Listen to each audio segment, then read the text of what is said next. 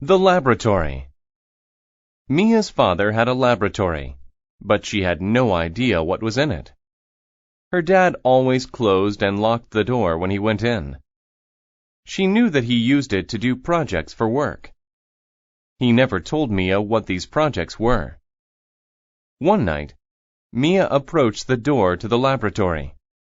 She stopped and thought, "I wonder what crazy experiment he is doing now." Suddenly, she heard a loud noise. It sounded like an evil laugh.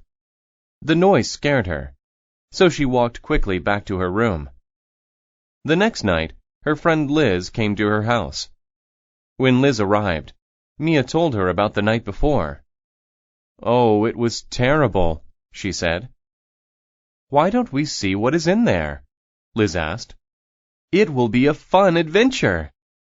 Mia felt nervous about going into her father's laboratory, but she agreed. As always, the door was locked. They waited until Mia's father left the laboratory to eat dinner. "He didn't lock the door," Liz said. "Let's go." The laboratory was dark. The girls walked down the stairs carefully. Mia smelled strange chemicals.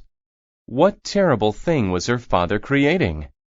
Suddenly, they heard an evil laugh. It was even worse than the one Mia heard the night before. What if a monster was going to kill them? Mia had to do something. She shouted for help. Mia's father ran into the room and turned on the lights.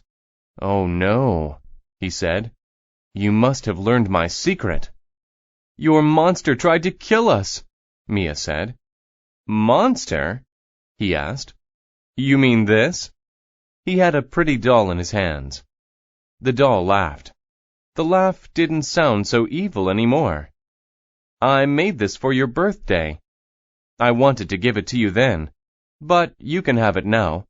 I hope you like it."